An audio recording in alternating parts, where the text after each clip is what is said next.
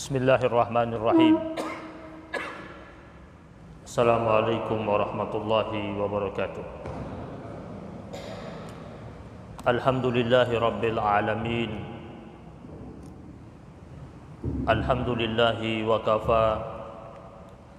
Wassalatu wassalamu ala nabiyyinal mustafa wa ala alihi wa ashabihi ahli sidqi wal wafa. Allahumma salli wa sallim ala sayyidina Muhammad al-fatihu lima ughliq wal khatimu lima sabaq nasiril haqqi bil haqq wal hadi ila siratikal mustaqim wa ala alihi haqqa qadrihi wa miqdarihi al-azim. Subhanaka la ilma lana illa ma 'allamtana innaka antal alimul hakim. Allahumma 'allimna ma yanfa'una warzuqna ilman wa arinal haqqa haqqan warzuqna ittiba'ah wa arinal batila batila warzuqna ijtinabah wa adkhilna fi ibadikas salihin. Subuhun qudusun rabbuna wa rabbul malaikati war ruh. Muslimin muslimat jamaah salat maghrib Masjid Jami Al-Mubarakah yang dirahmati Allah Subhanahu wa taala. Alhamdulillah, terus menerus untayan kesyukuran kita persembahkan kepada Allah Subhanahu wa taala atas limpahan rahmat karunia dan rangkaian kebaikan demi kebaikan yang Allah Subhanahu wa taala turunkan kepada kita, sehingga sampai detik ini Allah mudahkan kita untuk berada di rumahnya Allah Subhanahu wa taala semata-mata untuk menghimpun nilai-nilai kebaikan dalam kehidupan kita, dan kita berharap apa yang kita lakukan sampai detik ini mendapatkan catatan rahmat dan keberkahan dari Allah Subhanahu wa taala. Jemaah yang dimuliakan Allah Subhanahu wa taala, pada pertemuan kita kali ini kita berhenti dahulu untuk tidak melanjutkan bahasan kita dalam kitab Tanbihul Ghafilin, karena harusnya pada pertemuan kali ini kita masuk pada bab tentang haknya anak atas orang tua. Pertemuan kita 2 kali yang lalu yaitu tentang haknya orang tua atas anak, dan ternyata memang ada juga haknya anak atas orang tua. Jadi berarti ada kewajiban orang tua atas anaknya yang tidak boleh ia lewatkan, dan kalau itu ia lewatkan maka dia dapat dikatakan orang tua yang zalim di hadapan Allah Subhanahu wa taala. Namun pada malam hari ini, bagi yang ada Quran atau pegang Quran atau di handphonenya ada aplikasi Al-Quran, boleh membuka surat Ibrahim ayat yang ke-6 sampai ayat yang ke-8. Akan kita bahas mengenai kondisi kekinian, khususnya 1 hari lalu kita merayakan dan memperingati kemerdekaan negeri kita yang kita cintai yang ke-75 tahun. Yang harusnya kita sikapi dengan cara apa?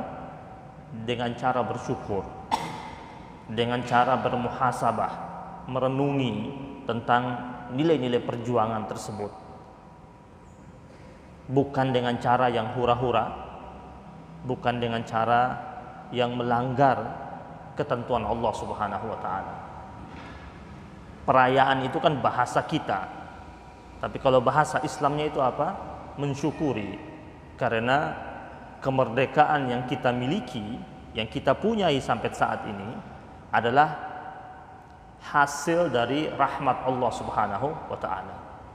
Maka kenapa para pejuang-pejuang kita dahulu di awal pembukaan itu, di muqaddimahnya Undang-Undang Dasar tahun 1945 itu dikatakan dengan rahmat Allah Subhanahu wa taala. Tidak dikatakan dengan perjuangan para pahlawan, tetapi dengan dikatakan sebagai rahmat Allah. Karena perjuangan yang begitu hebat sekalipun, penuh dengan heroik sekalipun, jika tidak mendapatkan mahkota rahmat dari Allah Subhanahu wa taala, maka perjuangan tersebut tidak akan ada hasilnya atau tidak akan sampai pada muara kemenangan yang gilang gemilang. Maka kemerdekaan yang kita miliki sejatinya adalah atas rahmat Allah Subhanahu wa taala. Namun kemerdekaan yang dimiliki oleh suatu bangsa, bangsa mana saja, bisa hilang atau bahkan dia kembali terjajah jika penduduk bumi tersebut tak mampu mengekspresikan kesyukurannya sebagaimana yang diperintahkan oleh Allah Subhanahu wa taala. Dan mengenai hal ini, ternyata dalam Al-Qur'an Allah Subhanahu wa taala telah mengkisahkan kepada kita tentang peristiwa umatnya Nabi Musa alaihissalam. Kita tahu bahwasanya Bani Israel adalah kaum yang mendapatkan penghormatan dan kemuliaan dari Allah Subhanahu wa taala untuk mereka, khususnya ketika turunannya Yakub alaihissalam menempati Mesir. Kita tahu dalam riwayat sejarah ketika Nabi Yusuf alaihissalam mendapatkan posisi yang sangat mulia dan terhormat di Mesir, di mana ia dipercayakan sebagai bendahara negara pada waktu itu, karena Yusuf alaihissalam mampu memberikan solusi terbaik kepada penguasa Mesir pada waktu itu, bagaimana melewati masa paceklik yang begitu panjang selama 7 tahun. Kemudian formula-formula yang ditawarkan oleh Yusuf alaihissalam ternyata jitu dan baik. Kemudian Nabi Yusuf alaihissalam mendapatkan penghormatan dengan kedudukan yang sangat terhormat di Mesir. Lalu Nabi Yusuf alaihissalam memanggil kerabat-kerabatnya untuk tinggal di Mesir. Akhirnya mereka tinggal di Mesir. Setelah mereka menempati Mesir, dan tentunya dikarenakan efek dari kemuliaan yang dimiliki oleh Yusuf alaihissalam, maka Bani Israel yang tinggal di Mesir, mereka mendapatkan pemuliaan demi pemuliaan, kehormatan demi kehormatan, dan itu berlangsung lama, panjang, sampai lewat masa Nabi Yusuf alaihissalam terus menerus. Namun dari waktu ke waktu ternyata kemuliaan dan kehormatan yang mereka miliki mereka salah gunakan. Mereka salah gunakan. Banyak di antara mereka kemudian berlaku zalim dengan keistimewaan yang mereka miliki di kota Mesir. Bahkan dikisahkan dalam berbagai riwayat, ya, mereka melakukan banyak kerusakan. Karena biasa orang berkuasa, orang yang memiliki harta, memiliki kemampuan, memiliki kekuatan, jika tidak diiringi oleh keimanan yang kuat, maka kesewenang-wenangan dapat saja dia lakukan. Bahkan lebih mengenaskan lagi, mereka melaksanakan praktek ribawi.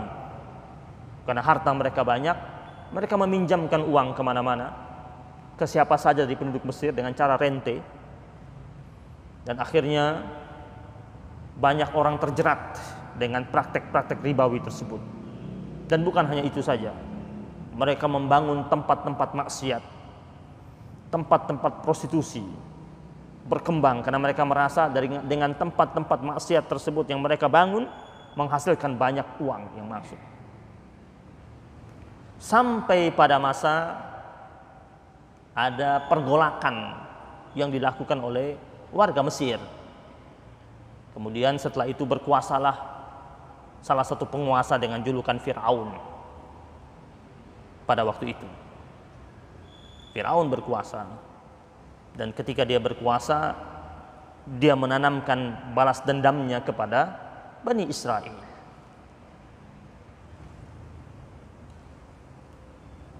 Apa nih gambarannya kita ambil?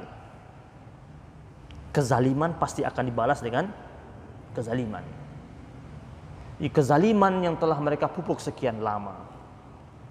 Kemudian pada titik tertentu Allah munculkan wajah kezaliman yang berbeda dengan hadirnya Fir'aun. Ketika Fir'aun berkuasa, dia melakukan segala macam bentuk kezaliman demi kezaliman, bahkan menindas Bani Israel dengan kejam. Bahkan kezaliman yang dilakukan oleh Fir'aun jauh lebih dahsyat. ketimbang kezaliman sebelumnya yang pernah dilakukan oleh mereka. Sampai akhirnya Allah Subhanahu wa taala mendatangkan Musa alaihissalam. Hadirlah Musa. Hadirnya Musa alaihissalam untuk mengangkat kembali derajatnya Bani Israel dari penindasan dan kezaliman yang dilakukan oleh Fir'aun. Musa alaihissalam singkat cerita menjadi Rasul Allah Subhanahu wa taala, kemudian berhasil membawa Bani Israel ke pantai kemenangan. Lalu Musa alaihissalam mengingatkan mereka. Wa idz qala Musa liqaumihi. Musa alaihissalam berkata kepada kaumnya dalam surat Ibrahim ayat ke-6. Uzkuru ni'matallahi alaikum. Ingatlah kalian akan nikmat Allah yang Allah persembahkan atas kalian. Iz anjakum min ali fir'auna yasumunakum su'al azab. Ketika Allah Subhanahu wa taala menyelamatkan kalian. Jadi Nabi Musa alaihissalam menyatakan kepada mereka, kalian ini selamat.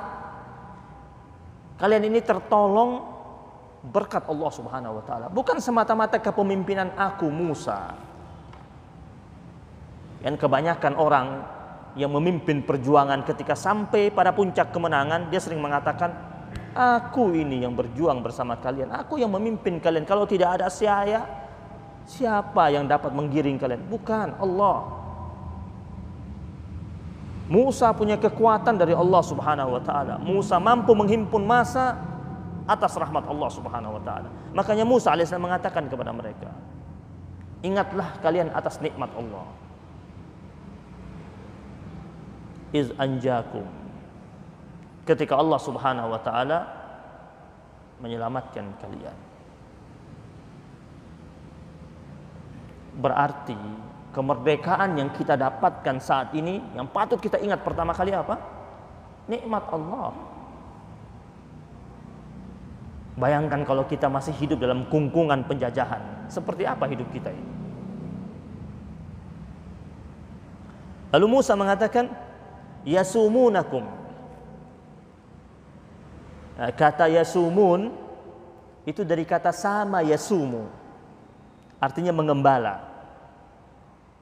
Nabi Musa alaihissalam mengingatkan kepada Bani Israel, ingatlah kalian wahai kaumku, ketika Allah Subhanahu wa taala menyelamatkan kalian dari pengembalaan Fir'aun. Maksudnya Fir'aun ketika menguasai kalian, kalian menjadi rakyatnya, kalian dibina olehnya, tetapi dengan cara su'al azab, ya, dengan pengembalaan, dengan pembinaan yang sangat buruk, penuh dengan kenestapahan. Seperti apa? Wa yuzabbihuna abna'akum wa yastahyuna nisa'akum. Ia menyembelih anak-anak laki-laki kalian, karena Fir'aun khawatir nanti kalau tidak disembelih akan lahir dari mereka putra-putra terbaik. Ayat ini masih berlaku tidak sampai saat ini, tetap berlaku sampai saat ini. Gaya-gaya kepemimpinan yang tirani seperti Fir'aun, yuzabbihuna abna'akum. Mungkin sekarang dia tidak menyembelih secara dengan cara menggorok lehernya, tetapi yuzabbihuna abna'akum, yaitu menghilangkan segala macam bentuk kemampuan generasi-generasi penerus. Kecerdasan mereka dipangkas, daya mampu mereka juga dihilangkan. Yuzabbihuna abna'akum. Ini potret penguasa yang tirani akan seperti itu. Seperti gaya-gaya Fir'aun. Tunas-tunas bangsa yang mungkin 40 tahun ke depan akan memimpin negara ini, itu dipreteli kemampuannya, kecerdasannya. Ini gaya Fir'aun. Wa yastahyuna nisa'akum. Dia mempermalukan perempuan-perempuan di antara kalian. Di zamannya Firaun dijadikan budak. Dijadikan sebagai arena pemuasan syahwat nafsu. Di zaman modern saat ini, penguasa-penguasa tirani melakukan terhadap perempuan sebagai objek. Wanita tidak diposisikan pada posisi yang terhormat. Wanita dijadikan seperti barang-barang murah. Nauzubillah wal i'adzubillah. Wanita dimanjakan dengan tampilan-tampilan modis katanya, tapi tanpa mereka sadari mereka sedang mempertontonkan tubuh-tubuh mereka. Yang sejatinya Islam memuliakan wanita dengan syariat agar wanita membungkus tubuh indah mereka itu, yang hanya boleh diperlihatkan pada orang-orang yang halal melihat mereka. Ini wa yastahyuna nisaakum. Allah katakan di sini, Nabi Musa mengatakan kepada kaumnya, wa fi dzalikum bala'um min rabbikum azim. Itulah bala min rabbikum. Jadi Fir'aun waktu mereka berkuasa atas kalian, kata Musa alaihissalam kepada kaumnya, itu bala, itu ujian, itu cobaan, itu bala yang Allah turunkan, bala yang amat sangat besar Allah turunkan kepada kalian, dan pasti ada penyebabnya.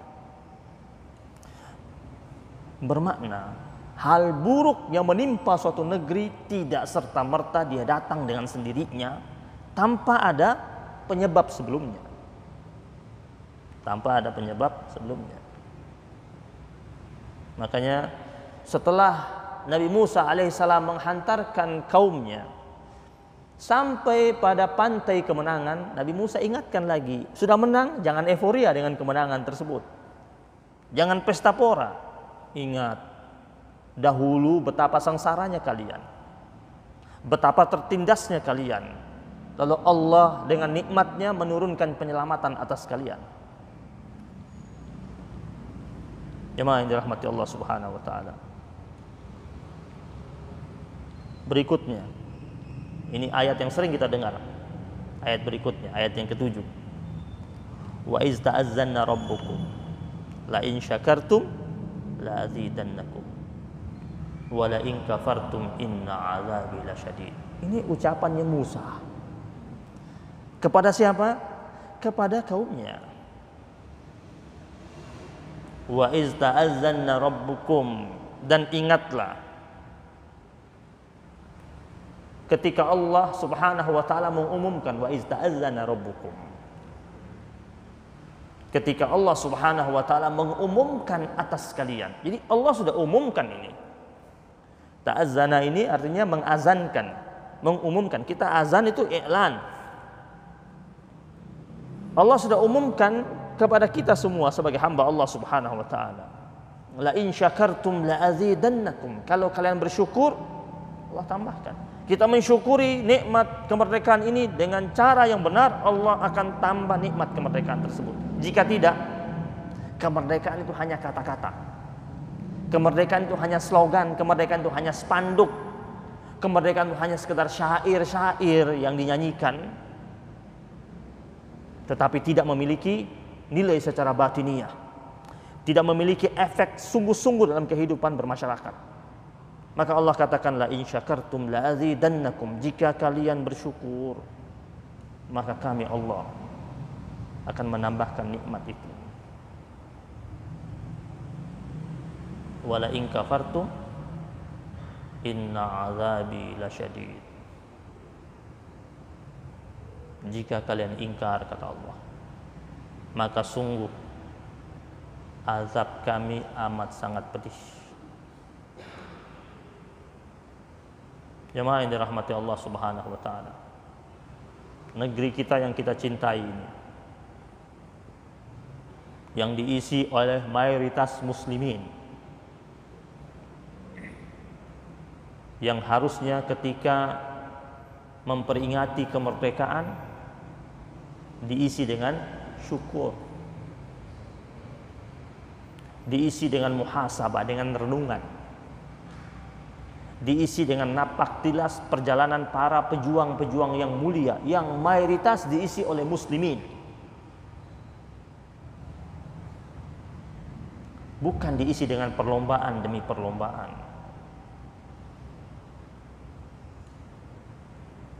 Walaupun dengan alasannya untuk membangkitkan persatuan dan kesetiakawanan dalam perlombaan tersebut. Tapi yakinlah, efek persatuan dan kesetiakawanan dalam perlombaan tersebut cuma kecil. Coba tanya baik-baik sama yang hadir berlomba itu, untuk apa mereka datang? Nilai filosofinya nggak hadir di situ. Nilai filosofi dari perlombaan tidak hadir di situ. Ketika ditanya untuk apa datang, untuk dapat hadiah. Untuk dapat hadiah. Bukan untuk membangkitkan semangat persatuan dan kesatuan, bukan. Maka menyikapi kemerdekaan itu harusnya dengan cara syukur dan muhasabah itu. Musa alaihissalam setelah meraih kemerdekaan atas cengkraman Fir'aun, ini yang dia ingatkan kepada kaumnya. Disuruh apa? Uzkuru ni'matallah. Berarti apa? Zikir. Ingat nikmat Allah itu apa? Zikir. Tapi kan itu pun ternyata tidak dilakukan oleh mereka. Sudah ditolong oleh Musa alaihissalam, diselamatkan oleh Musa yang merupakan Rasul Allah Subhanahu wa taala. Ternyata mereka masih membangkang. Bahkan mereka sempat mempercayai Samiri yang membuat patung ketika Musa alaihissalam dipanggil oleh Allah Subhanahu wa taala ke Tur Sina. Kembali mereka yang sudah diselamatkan oleh Musa alaihissalam, yang sudah menyatakan kesetiaan kepada Musa alaihissalam dan beriman kepada apa yang dibawa oleh Musa alaihissalam, terkaget-kaget Musa alaihissalam, ternyata mereka berpaling. Keimanan mereka berubah, tauhid mereka luntur. Ini gambaran buat kita bahwasanya kesatuan itu bisa saja rontok ketika kita tidak memiliki tingkatan keimanan yang kuat kepada Allah Subhanahu wa taala. Lalu berikutnya Musa alaihissalam berkata kepada kaumnya di ayat yang ke-8. Wa qala Musa. Lalu Musa berkata lagi, in takfuru antum wa man fil ardi jami'a. Kaumku, jika kalian ini ingkar, kan pertama disebut untuk apa? Uzkuru, ingat. Tapi kalau mereka tidak ingat sama nikmat Allah, bahkan ingkar yang mereka lakukan, wala in kafartum itu tadi, Allah katakan Allah akan timpakan azab, dan azabnya sangat pedih, sangat perih. Lalu Musa mengatakan, in takfuru antum wa man fil ardi jami'a. Jika kalian semua ini ingkar, bahkan tidak hanya kalian, siapa saja yang ada di bawah kolong langit ini, seluruhnya ingkar sama Allah Subhanahu wa taala. Fa innallaha laghaniyyun hamid. Ketahuilah bahwasanya sesungguhnya Allah Subhanahu wa taala ghaniyyun hamid, maha kaya, maha terpuji. Jadi keingkaran manusia di pentas bumi ini tak akan mengurangi perbendaharaannya Allah Subhanahu wa taala. Tak akan melunturkan kemuliaan Allah Subhanahu wa taala. Sama seperti dalam hadis qudsi ketika Allah Subhanahu wa taala berfirman, kalau seluruh anak Adam dari awalukum wa akhirukum, kata Allah, dari awal kalian sampai akhir kalian, dari bangsa jin, dari bangsa manusia, seluruhnya ingkar sama Allah Subhanahu wa taala, tak akan sedikit pun mengurangi kemuliaan Allah Subhanahu wa taala. Kalau seluruh anak Adam dari awal sampai akhir, dari bangsa jin, dari bangsa manusia, bahkan di penduduk bumi ini seluruhnya, di alam raya ini, mereka beriman, tak akan sedikit pun menambahkan kemuliaan Allah Subhanahu wa taala. Jadi Allah itu tetap pada puncak kemuliaan. Bahkan apa yang Allah berikan kepada penduduk bumi ini, dikatakan dalam diskusi tersebut, seperti jarum yang dimasukkan ke lautan terus diangkat, tetesan yang turun itu, tetesan yang turun dari jarum, satu jarum dimasukkan ke lautan, tetesan yang turun itu, itulah nikmat Allah yang banyak itu. Nggak kurang sedikit pun. Jemaah yang dirahmati Allah Subhanahu wa taala. Lalu sekarang kita lihat pada di Quran lagi nih, kita rujuk nih, kita bicara kemerdekaan versi Al-Quran dengan cara bersyukur kepada Allah Subhanahu wa taala. Kita lihat dalam surat Al-Kahfi. Surat Al-Kahfi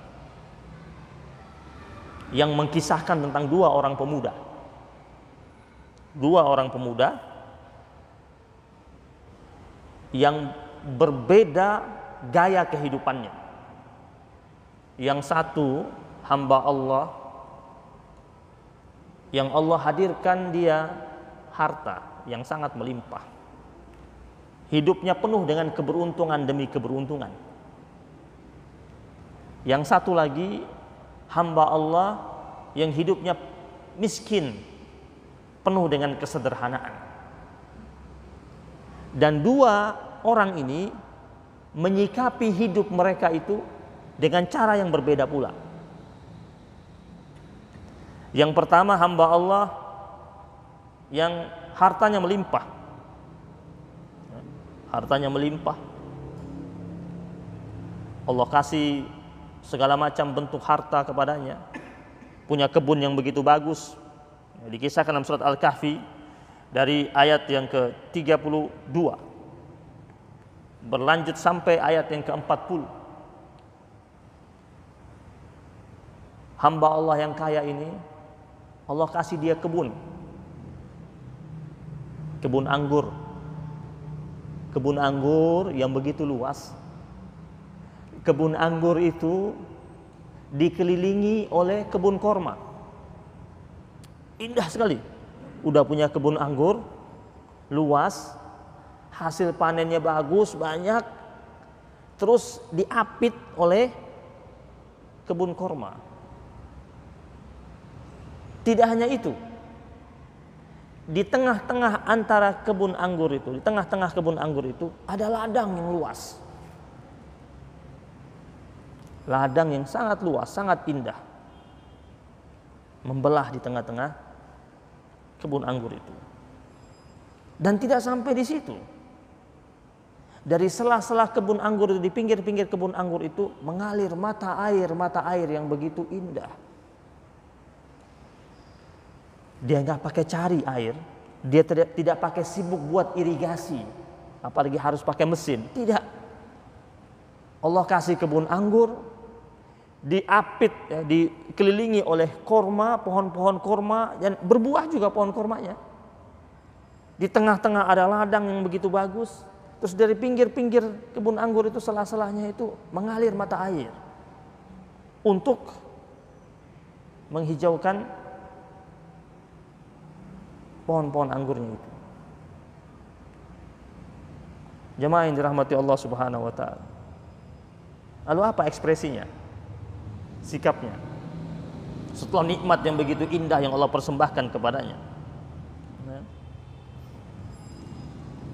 Di sini Allah katakan, faqala li sahibihi wa huwa yuhawiruhu.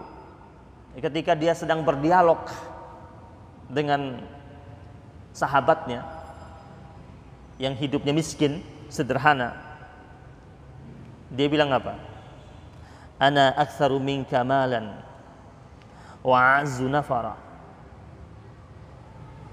Saya lebih banyak harta saya, aset saya dari yang engkau punya. Dan saya adalah orang yang pengikutnya banyak. Orang kalau hartanya banyak, pengikutnya banyak nggak? Banyak. Setidak-tidaknya karyawannya banyak. Ini hati-hati nih. Ini sering terjadi di masyarakat kita. Ya, baik secara lisan dia ucapkan atau di hatinya mengatakan lebih banyak gue hartanya. Kontrakan banyakkan gue pintunya. Hati-hati tuh. Nanti hilang pintunya. Ini Al-Quran ini. Dia ngomong sama temannya, saya lebih banyak aset saya, harta saya daripada yang kau punya. Terus dia mengatakan, wa a'azzu nafara. Saya punya banyak pengikut, banyak dayang-dayangnya, banyak orang kaya, banyak yang datang ke rumahnya, banyak yang berkepentingan padanya. Orang kaya dia punya banyak anak buah yang kerja di ladangnya. Ladangnya besar, yang jaga kormanya berbeda sama yang jaga anggurnya. Yang jaga mata airnya berbeda juga, yang jaga ladangnya juga berbeda. Lalu berikutnya, setelah itu dia masuk kebunnya.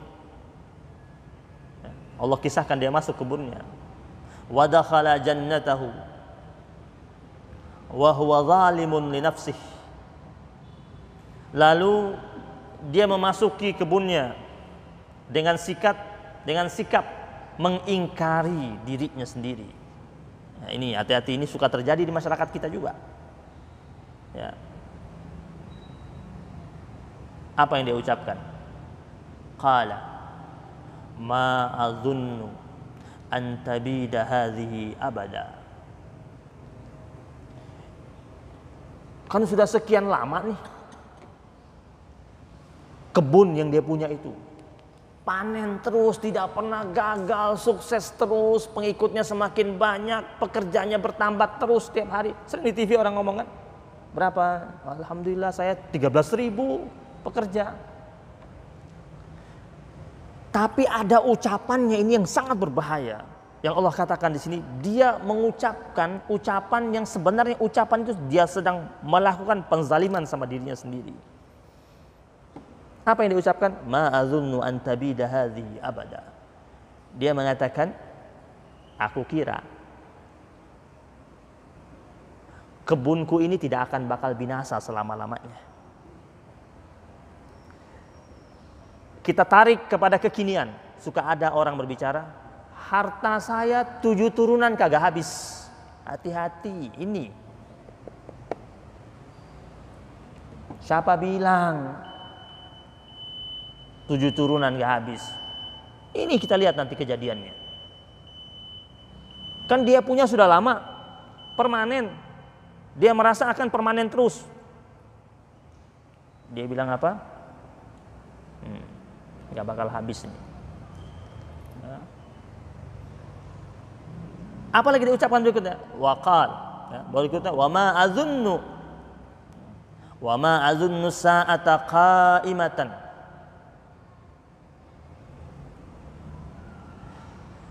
Walain rudidtu ila rabbi la ajidanna khairan minha munqalaba.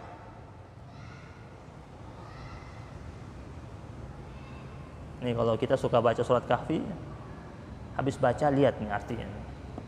Mengapa sunnah Rasul baca surat Kahfi ini?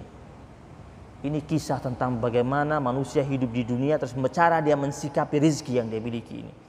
Dia pertama bilang apa? Gak bakal habis, gak bakal binasa, bisa panjang sekian turunan. Berikutnya apa? Dan pede lagi. Dan saya kira nanti di hari kiamat saya akan dapat jauh lebih bagus dari ini. Tuhan baik banget, Allah baik banget sama saya ini. Saya dikasih dan insya Allah tidak akan habis-habis, dia bilang. Sampai 7 turunan. Dan kayaknya nanti di hari akhir saya dapat jauh lebih bagus dari ini. Itu yang dia ucapkan. Boleh lanjut nggak? Oh, lanjut apa minggu depan? Lanjut dikit lagi. Lalu apa kata temannya? Apa kata temannya? Teman dia yang hartanya sedikit. Kan dia ngomong depan temannya. Temannya yang harta sedikit ini orang yang mukmin, iman sama Allah, percaya sama janji Allah, ibadah yang tidak pernah lepas, hidupnya miskin. Wa qala lahu sahibuhu wa huwa yuhawiruhu. Sekarang balas nih, temannya ngomong sama dia. Ya. Apa yang diucapkan sama temannya? Akafarta billadzi khalaqaka min turabin thumma min nutfatin thumma sawwaka rajula. Apakah engkau ingkar sama Allah yang telah menciptakan engkau dari tanah, lalu dari setetes air yang hina, summa sawwaka rajula, lalu dia Allah menjadikan kau seorang pemuda yang gagah, perkasa, punya harta yang melimpah. Dan pemuda itu menjelaskan kepadanya, Allah ini Rabbi wala usyriku bi Rabbi ahada. Allah ini Tuhanku, Allah. Kalau aku yakin sama Allah, aku percaya sama Allah, sandaran sama Allah, dan aku tidak pernah menyekutukan Allah Subhanahu wa taala. Dan dia ingatkan temannya ini, harusnya engkau ucapkan apa? Harusnya engkau ucapkan kalau punya harta yang melimpah. Ini ajaran buat kita nih. Kita kalau punya sesuatu nikmat yang begitu banyak, ucapannya apa? Iz dakhalta jannataka. Kalau kau masuk kebunmu itu harusnya engkau ucapkan qul tamasya Allah la quwwata illa billah. Jadi kalau punya gedung bagus, masuk, masya Allah, la quwwata illa billah. Itu yang diucapkan. Bukan bilang, nih hasil keringat saya ini, bagaimana saya terseok-seok 10 tahun yang lalu, 50 tahun yang enggak. Masya Allah, la quwwata illa billah. Temannya bilang, singkat cerita nih, temannya bilang, semua yang kau miliki ini bisa lenyap, bisa habis. Allah bisa porak-porandakan apa yang kau miliki ini. Bahkan di sini dikatakan, bahkan kebun-kebunmu itu, fatus biha sa'idan zalaka, bisa jadi apa? Bisa jadi tanah yang licin. Maksudnya apa? Gak berbekas sama sekali. Temannya bilang hati-hati, bisa gak ada bekas. Dan ternyata itu terjadi. Ketika Allah turunkan azab buat dia, itu kebun anggurnya gak berbekas, bahkan gak kelihatan. Sampai dikatakan dia punya ranting-ranting saja gak kelihatan. Jangan rantingnya, anggur itu kan dia pakai penyangga-penyangga. Ketika azab Allah turun, penyangganya gak kelihatan, hilang. Dan subhanallah, tanahnya itu berubah kayak lantai, licin. Dan dalam kisah ini, saya persingkat, terjadi kebalikannya. Allah Subhanahu wa ta'ala pindahkan rezeki yang Allah berikan kepada pemuda yang pertama tadi, pindah ke mana? Ke pemuda yang miskin itu. Jadi ketika pemuda yang kaya, yang sombong ini, ketika dia datang lihat kebunnya, dalam Al-Quran dikatakan dia membolak-balikan tangannya. Bingung, kebingungan. Kalau zaman sekarang ada orang ketika dia habis semua, dia bilang apa?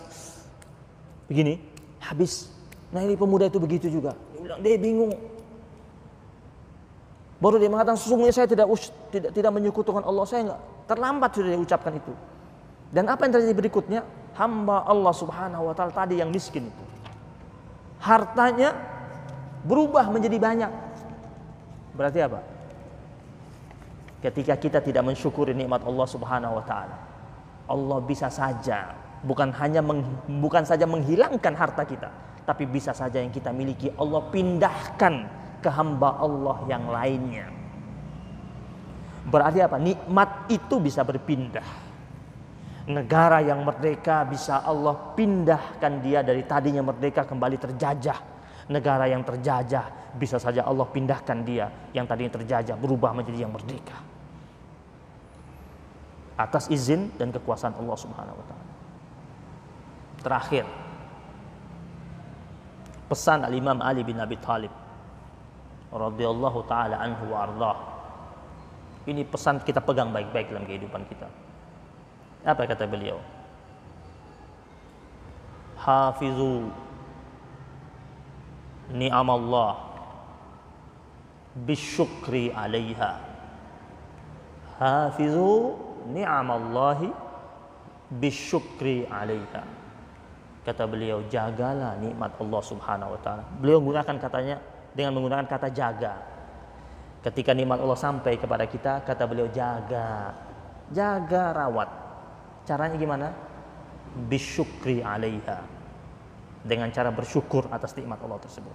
Jika kita tidak jaga, dan Allah tahu kita tidak jaga, dan pasti akan tahu, maka Allah akan mengambil dan memindahkannya kepada hamba Allah yang lain yang mampu menjaga nikmat tersebut. Barakallahu fikum. Rabbana taqabbal minna innaka antas samiul alim wa tub alaina ya maulana innaka antat tawwabur rahim. Wa sallallahu ala sayyidina Muhammadin wa ala ali sayyidina Muhammad. Walhamdulillahi rabbil alamin. Mari sama-sama.